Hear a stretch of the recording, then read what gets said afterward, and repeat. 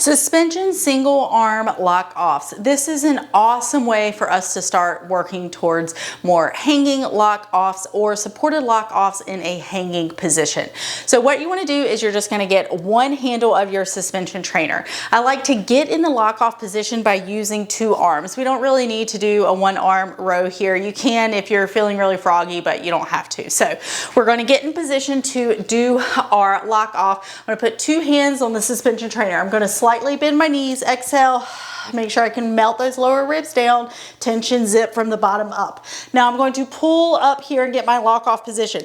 Elbow to waist, okay? No elbow up in the bra line or shoulder in the ear, okay? I want your elbow to come to your waist. Now we're gonna add a little bit of extra goodness in here because that's what we do.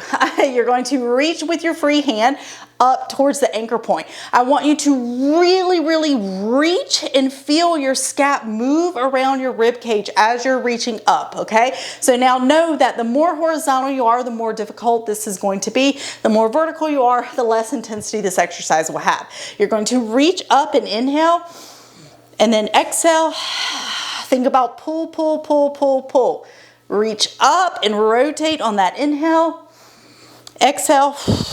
Pull, pull, pull, pull, pull. Now, what's happening here is you're pulling down and you're rotating, but your hips are staying still. So it's not like your whole body is coming along for the ride. We need to be able to rotate our rib cage independent of our pelvis.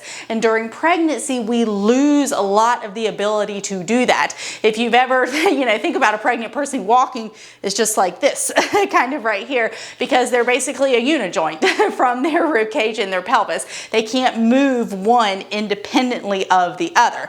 So that's what we're working on here, but we're also doing it with some lock off training because we're climbers. So last thing to remember here is that we want to make sure we're keeping that stacked position because this is how we're going to regain a lot of strength in our core, okay? When you're in this lock off position right here, make sure that you haven't flared up or kind of really pushed forward with your butt to try and maintain tension. A lot of times when we feel not so strong in one part, we'll try and use compensatory patterns to regain strength and find that stability. So make sure you just meet yourself where you're at in terms of the angle that you need to lock off on. So I'll show you on the other side one more time really quick just so you can see it from the other way. So here I'm going to lock off with my right arm. So I start with both arms on there. I'm going to pull right elbow down towards my right waist. I'm reaching my left arm up towards the anchor point. I'm going to inhale, reach, and then exhale, pull down a little more, inhale, reach,